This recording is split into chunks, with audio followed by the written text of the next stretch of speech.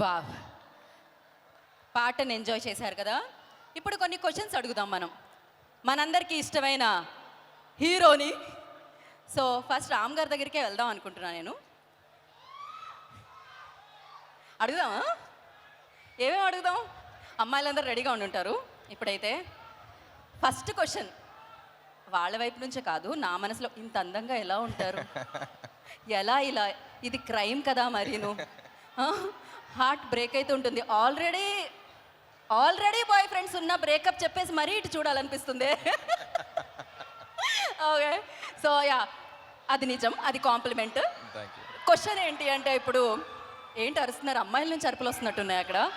Question ఏంటంటే, ఉస్తాద్ ఇస్మార్ట్ శంకర్ మాకు తెలుసు, కానీ డబుల్ ఇస్మార్ట్ ఎలా ఉండబోతున్నాడు? ఏదైనా కనిపించినట్టు, చెప్పి చెప్పనట్టు, అలా ఒక హింట్ ఏమన్నా ఇస్తారని. కనిపించినట్టు, చెప్పనట్టు చెప్పడమే థియేట్రికల్ ట్రైలర్. ఏదో ఒకటి. డబుల్ ఇస్మార్ట్లో రామ్ పోతినేని గారికి నచ్చింది ఏంటి? ఆ క్యారెక్టర్ అండి, నాకు ఫస్ట్ నుంచి ఆ క్యారెక్టర్ అంటే నాకు చిన్న కిక్ ఉంటుంది. While watching it on screen, while playing it.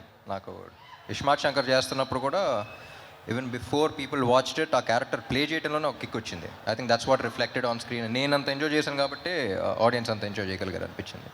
So I think that's getting back to that was very interesting. Right.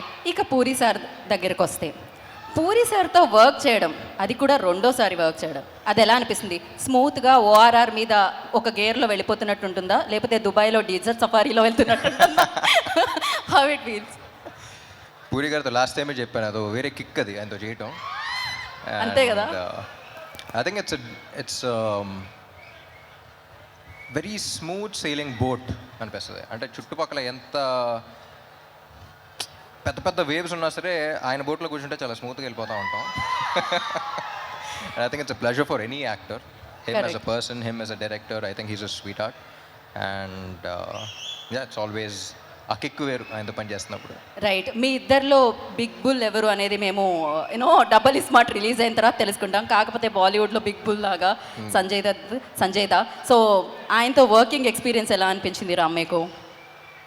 Sanjay Dutt గారితో it's he's like a legend కదండి, అక్కడ కానీ ఎక్కడైనా. So and he's such a sweet heart. అసలు ఆయన సినిమాలో క్యారెక్టర్కి బయట దానికి అసలు సంబంధం ఉండదు. And the way he treats people కానీ, అంటే బయటికి తీసుకెళ్తున్నప్పుడు మొత్తం ఆయన చేతికి వదిలే. లైక్ ఫర్ ఎగ్జాంపుల్ ఒకసారి రెస్టారెంట్ తీసుకెళ్లారు, ఆయన కొంచెం 5 minutes లేట్ అయితే మొత్తం ఆర్డర్ చేస్తే ఉన్న ఆర్డర్స్ అన్నీ అసలు ఏంటిది అని చెప్పేసి మొత్తం ఒక రెస్టారెంట్ జనరలీ మెనూ కార్డ్ చూసి ఒకటి పెడతాం, ఆయన ఒక మెనూ కార్డ్ ఆర్డర్ చేస్తారనమాట. సో రెస్టారెంట్లో మెనూ కార్డే కాదు, అండ్ రియల్ లైఫ్లో ప్రతిదీ అలాగే ఉంటుంది, very larger than life. And అంటే ఆయన అప్పుడప్పుడు చూసినప్పుడు అనిపిస్తుంది ఈయన ఏం చూడలేదు లైఫ్లో అని. So I think he's one person who's experienced everything and who has so much grace and who has so much experience with him. And yeah, it's always an honor working with him. And the final question ఒకటి, అదేంటి అంటే, ఇప్పుడు మేము చూసాం ఇస్మార్ట్ శంకర్లో ఒక chip వేయడం అది జరుగుతూ ఉంటుంది, డబుల్ యాక్షన్ కనిపిస్తూ ఉంటుంది. బట్ అలాగే ఒక హీరో చిప్ ఏదైనా వేసుకోవాలంటే అది టాలీవుడ్కి సంబంధించి ఏ హీరో అనుకుంటున్నారు మీరు? దట్ బాడీ లాంగ్వేజ్ కోసం నా చిప్పే ఎప్పుడప్పుడు దుబ్బుతూ ఉంటుంది. సో నా చిప్పే సరిగ్గా పెట్టుకోవాలనిపిస్తుంది అప్పుడప్పుడు. That's crazy. పడిపోయిందా అనిపిస్తూ ఉంటుంది, ఎదుకు నా చిప్పే పెట్టుకోవాలి. బట్ లేదు, మీరు పర్ఫెక్ట్. అసలు ఆ మెమరీ కానీ, ఆ క్లారిటీ కానీ, అసలు ఎవ్రీథింగ్ పర్ఫెక్ట్. ఏం చెప్తాం చెప్పండి. సో ఏదేమైనా ఐ నో August 15th మీరు మామూలు సౌండ్ కాదు, అది ఒక రెయిన్ సౌండ్ వినబోతున్నారు, success sound. Kavya, hello, how are you? ఇంత అందమైన అబ్బాయితో ఎప్పుడైనా డైలాగ్ చెప్పేటప్పుడు డైలాగ్ మర్చిపోవడం జరిగిందా? సో ఎలా, ఏమయ్యింది? Okay, so he's most handsome గా, working experience with him. So ఎప్పుడైనా డైలాగ్ మర్చిపోవడం అలాంటిది ఏమన్నా, did you forgot any time like dialogue ఎప్పుడైనా మర్చిపోయారా మీరు? I think my experience with him was obviously very, very fun.